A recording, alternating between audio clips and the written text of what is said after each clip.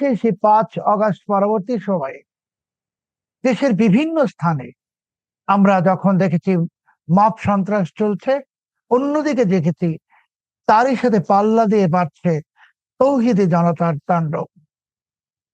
এই তৌহিদি জনতা কবর থেকে লাশ তুলে পুড়িয়ে দিয়েছে।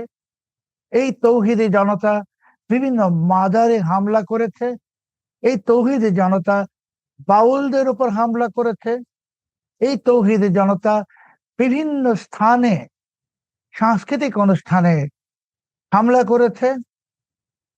এমনকি তারা বাংলাদেশের মাটি থেকে সব ধরনের সাংস্কৃতিক চর্চা খাতের চেষ্টা চালিয়েছে।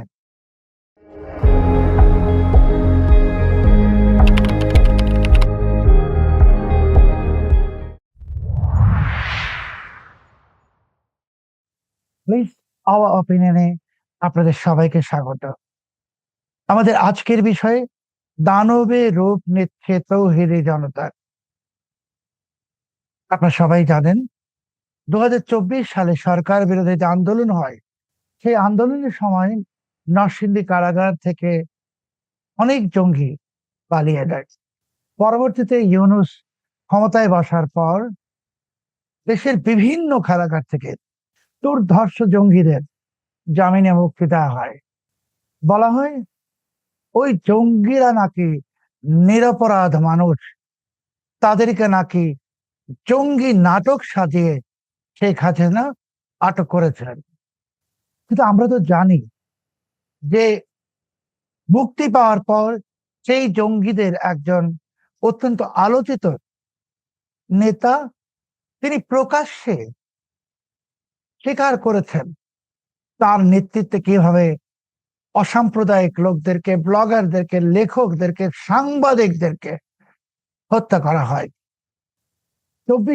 5 আগস্ট পরবর্তী সময়ে দেশের বিভিন্ন স্থানে আমরা যখন দেখেছি মব সন্ত্রাস চলছে, অন্যদিকে দেখেছি তারই সাথে পাল্লা দিয়ে বাড়ছে তৌহিদি জনতার তাণ্ডব। এই তৌহিদি জনতা কবর থেকে লাশ তুলে পুড়িয়ে দিয়েছে। এই তৌহিদি জনতা বিভিন্ন মাজারে হামলা করেছে। এই তৌহিদি জনতা বাউলদের উপর হামলা করেছে। এই তৌহিদি জনতা বিভিন্ন স্থানে সাংস্কৃতিক অনুষ্ঠানে হামলা করেছে। এমনকি তারা বাংলাদেশের মাটি থেকে সব ধরনের সাংস্কৃতিক চর্চা খাতের চেষ্টা চালিয়েছে। যারা এই তৌহিদি জনতাকে সমর্থন দিচ্ছে, এরা কারা? এরা তারাই যারা বাংলাদেশের মানচিত্র, বাংলাদেশের পতাকা, বাংলাদেশের সার্বভৌমত্ব বিশ্বাস করে না, যারা বাংলাদেশ নামক রাষ্ট্রটিকে আবারও পাকিস্তান বানাতে চায়।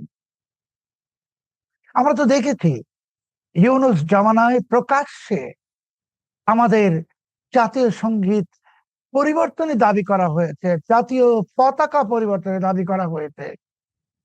এর চেয়ে ভয়ঙ্কর রাষ্ট্রদ্রোহিতামূলক কাজ আর কি হতে পারে?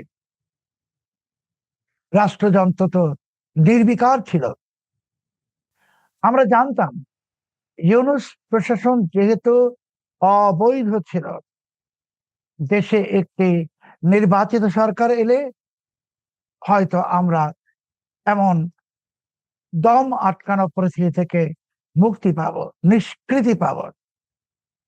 দুঃখজনক ভাবে আমরা কি দেখছি, এই বিএনপি সরকারের আমলে যারা 2/3 সংখ্যাগরিষ্ঠতা নিয়ে 2026 সালের 12 ফেব্রুয়ারি নির্বাচনে বিপুল বিজয় অর্জন করলো, সে বিএনপি সরকারের আমলেও তো তৌহিদি জনতার তাণ্ডব বন্ধ হচ্ছে না।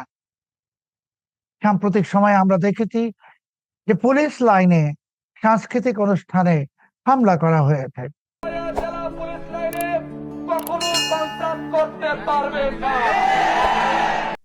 এখন দেখছি নৌকা বাইচ, যা আমাদের সংস্কৃতির অংশ, সেই নৌকা বাইচ বন্ধের দাবি তোলা হচ্ছে। এমন কথাও সরকারের দায়িত্বশীল লোকেরা বলছেন যে বাংলাদেশে কোনো মব সন্ত্রাস হচ্ছে না। আর ইউনূস জমানাতে তো এমন কথাও বলা হয়েছিল যে মব বলে কিছু নেই, এগুলো প্রেসার গ্রুপ। আমরা যদি কথিত তৌহিদি জনতাকে প্রেসার গ্রুপ মনে করি, তাহলে এরা কিসের প্রেসার দিচ্ছে আমাদেরকে? একটু পেছনে ফিরে তাকাতে হবে। মিশরে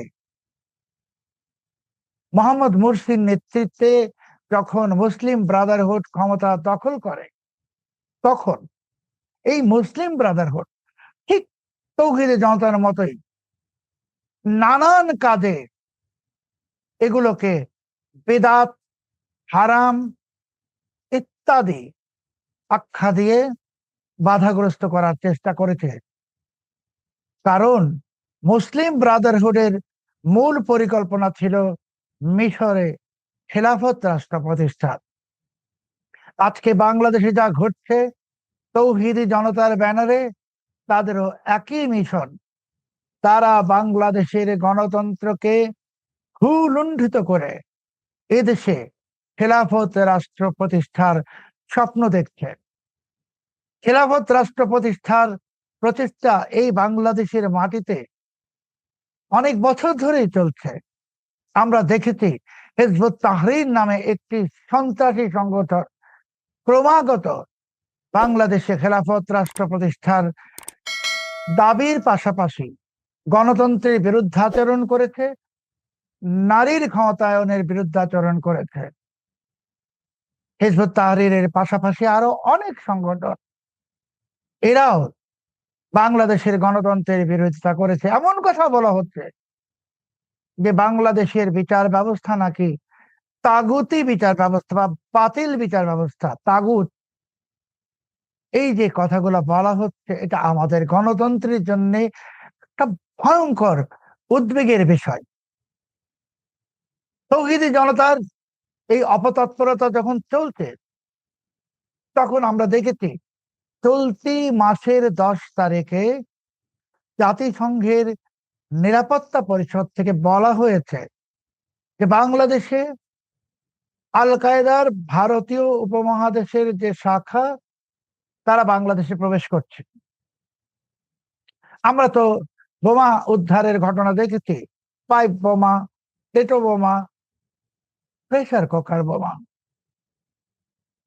এখন শুনছি যে ঢাকার কিছু কূটনীতিক মিশনকে, যার মধ্যে চীনের দূতাবাস আছে, যার মধ্যে জাপানি দূতাবাস আছে, তাদেরকে নাকি জঙ্গি হামলার হুমকি দেওয়া হয়েছে।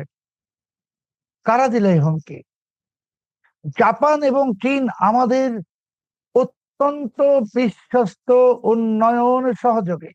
তাদেরকে হুমকি দেওয়ার পর পুলিশের তরফ থেকে অবশ্য বলা হয়েছে যে যারা হুমকি দিয়েছে তাদের ব্যাপারে পুলিশ তদন্ত করছে।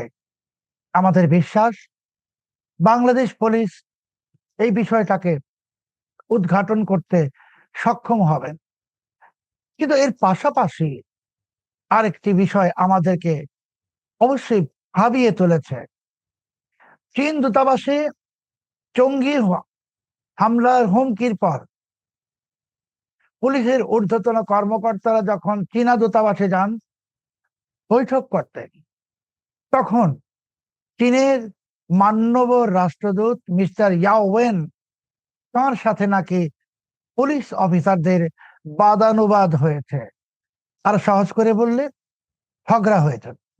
চীনারা তো সহজে কারোর সাথে ঝগড়া বাঁধায় না, ঝগড়া করে না। আর একজন রাষ্ট্রদূত, তিনি তো অকারণে ঝগড়া করার প্রশ্নই ওঠে না। তাহলে আমাদেরকে জানতে হবে কি কারণে এই ঝগড়াটা হলো। ঝগড়াটাকে এই কারণে যে পুলিশের পক্ষ থেকে বলা হয়েছে যে এইগুলো পুরো হুমকি, ভিত্তিহীন হুমকি হতেও পারে। আমাদের দেশের পুলিশ কর্মকর্তারা কি জানেন যে চীনের একটি শক্তিশালী গোয়েন্দা সংস্থা আছে, তারা তো নিশ্চয়ই এই হুমকির বিষয়টা তাৎক্ষণিক খতিয়ে দেখেছে। আর চীন এমন একটি দেশ যারা কখনোই বন্ধুপ্রতিম কোন রাষ্ট্রের উপরে অহেতুক এক ধরনের অভিযোগ আরোপ করে না। আর বাংলাদেশে যেখানে চীন কথা দিয়েছে আরো বিনিয়োগ করবে, আমাদের উন্নয়নে আরো অংশগ্রহণ করবে অতীতের মতোই, সেখানে তো চীন আমাদেরকে হঠাৎ করে এসে একটা অভিযোগ দায়ের করবে জঙ্গি হামলার, এটা তো বিশ্বাস করা অনুচিত। পুলিশের পক্ষ থেকে আরেকটি কথা বলা হয়েছে যে একই ধরনের হুমকি নাকি ঢাকাস্থ পাকিস্তান দূতাবাসকে দেওয়া হয়েছে, তুরস্কের দূতাবাসকেও দেওয়া হয়েছে। তাহলে আমরা এখন কোন জঙ্গি সংগঠনের নামে এই হুমকিটা দেওয়া হলো সেটা তো জানতে চাইতেই পারি। আল কায়দা তো পাকিস্তানকে হুমকি দেবে না, কারণ আল কায়দা মার্কিন মদতে পাকিস্তানি আইএসআই এর সৃষ্টি। তাহলে কি এটা তেহরিকে তালেবান পাকিস্তান? তেহরিকে তালেবান পাকিস্তান যদি হয়, তাহলে তো আমাদেরকে জানতে হবে যে পাকিস্তানি জঙ্গি গোষ্ঠী তেহরিকে তালেবান পাকিস্তান বাংলাদেশে কি করে প্রবেশ করলো। তাহলে কি সেই ইউনূস যে পাকিস্তানি নাগরিকদের ক্ষেত্রে ভিসার ক্ষেত্রে যে বাধ্যতামূলক নিরাপত্তা ক্লিয়ারেন্সের বা নিরাপত্তা ছাড়পত্রের যে শর্ত আইন ছিল সেটাকে তুলে দেওয়াতে এমন হয়েছে, নাকি এটা আরো অনেক বড় উদ্বেগের কিছু? আমরা তো দেখেছি যে ড্যামরাতে যে দুটো ডেটো বোমা উদ্ধার হলো, সেই পুলিশ বলেছে সেই বোমা কাণ্ডে গ্রেপ্তার জঙ্গি দাওয়াতুল ইসলামের সদস্য। দাওয়াতুল ইসলাম তো আল কায়দার সহযোগী সংগঠন। চলতি মাসের 10 তারিখে জাতিসংঘের নিরাপত্তা পরিষদ যখন বলল বাংলাদেশে আল কায়দা প্রবেশ করছে, তখন তো আমাদের স্বরাষ্ট্রমন্ত্রী মহোদয় বললেন যে এই অভিযোগটা অনুমান নির্ভর। তিনি এটাও বললেন যে এই অভিযোগ বাংলাদেশ সরকার আমলে নিচ্ছে না। জাতিসংঘের নিরাপত্তা পরিষদের মতো একটা এত গুরুত্বপূর্ণ প্রতিষ্ঠান যখন একটা অভিযোগ দেয়, সেটাকে অনুমান নির্ভর, আমলে নিচ্ছি না, এই ধরনের কথা বললে আখেরে কি আমাদের কোনো উপকার হতে পারে? হবে না। পাশাপাশি আমাদেরকে মনে রাখতে হবে যে বাংলাদেশে বিভিন্ন উগ্রবাদী সংগঠন এবং উগ্রবাদী নেতারা, যাদের কেউ কেউ অস্ট্রেলিয়াতে এরই মাঝে নিষিদ্ধ হয়েছেন, ব্রিটেনে নিষিদ্ধ হয়েছেন, কানাডাতে নিষিদ্ধ হয়েছেন, তারা তো এই দেশে অবাধে উগ্রবাদী বক্তব্য দিয়ে যাচ্ছেন। যে ব্যক্তিকে ব্রিটেন, কানাডা, অস্ট্রেলিয়া নিষিদ্ধ করলো, তাদেরকে কেন আমরা এইভাবে প্রকাশ্যে অবাধে তৎপরতা চালাতে দিচ্ছি? আমরা কিছুদিন আগে শুনেছি যে বাংলাদেশে কিছু ইসলামী অনুষ্ঠানে, এমনকি ইসলামিক স্টেটের বা দায়েশের একজন অত্যন্ত গুরুত্বপূর্ণ বক্তাকে, বক্তা মানে যিনি প্রোপাগান্ডা চালান, তাকে আনা হয়েছিল। এই জিনিসটা আমাদের গোয়েন্দা সংস্থাকে তো অবশ্যই খতিয়ে দেখতে হবে। আজকে বাংলাদেশে তৌহিদি জনতাকে যেভাবে বাড়তে দেওয়া হচ্ছে, এই তৌহিদি জনতাকে যেভাবে বাড়তে দেওয়া হচ্ছে রাষ্ট্রীয় মদদে প্রায়, তো একইভাবে তো মিশরে মুসলিম ব্রাদারহুডকে বাড়তে দেওয়া হয়েছিল মোহাম্মদ মুরসির মদদে। পরিণতিতে কি হয়েছে? মিশরে একটি সামরিক অভ্যুত্থান ঘটেছে এবং মুসলিম ব্রাদারহুডের বিরুদ্ধে আব্দেল ফাতাহ আল সিসির সরকার যুদ্ধ ঘোষণা করেছে। আমরা কি সেদিকে যাচ্ছি? বাংলাদেশকে কি আমরা সিরিয়া, ইয়েমেন বা আফগানিস্তান বানাতে চাই? বাংলাদেশ সরকারের প্রতি আমাদের বিনীত অনুরোধ, অবিলম্বে তৌহিদি জনতা নামক সংগঠনটিকে নিষিদ্ধ ঘোষিত করুন। এদের সমস্ত কার্যকলাপ বন্ধ করুন। এইসব কার্যকলাপে এইসব কাজ এসব কার্যকলাপ বন্ধ করুন। এসব কার্যকলাপের সাথে যারা আছে তাদের আইনের আওতায় আনুন। পাশাপাশি ইউনূস যে সমস্ত দুর্ধর্ষ জঙ্গিদেরকে ছেড়ে দিয়েছে কারাগার থেকে, তাদেরকে পুনরায় গ্রেপ্তার করে কারাগারে বন্দী করুন। এবং বাংলাদেশের মাটিতে বসে কেউ যদি আল কায়দা, ইসলামিক স্টেট বা যে কোনো জঙ্গি সংগঠনের পক্ষে সামাজিক যোগাযোগ মাধ্যমে কোনো অপপ্রচার বা প্রচারণা চালায়, প্রোপাগান্ডা চালায়, এদের আইনের আওতায় আনুন। চেষ্টা আমাদের। আমরা বাংলাদেশকে একটি পাকিস্তান হতে দিতে পারি না। আমরা বাংলাদেশকে পাকিস্তানের মতো সন্ত্রাসী রাষ্ট্র, ব্যর্থ রাষ্ট্র হতে দিতে পারি না। আমরা চাই শান্তির দেশ বাংলাদেশ শান্তিতেই থাকুক। আপনাদের সবাইকে অসংখ্য ধন্যবাদ। আগামী অনুষ্ঠানে আমরা অন্য কোনো বিষয় নিয়ে উপস্থিত হব।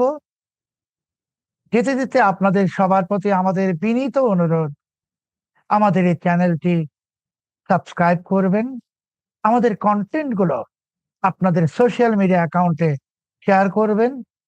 কারণ আপনাদের পৃষ্ঠপোষকতা, আপনাদের ভালোবাসা, এটাই আমাদের একমাত্র পাথেয়। সবাইকে অসংখ্য ধন্যবাদ।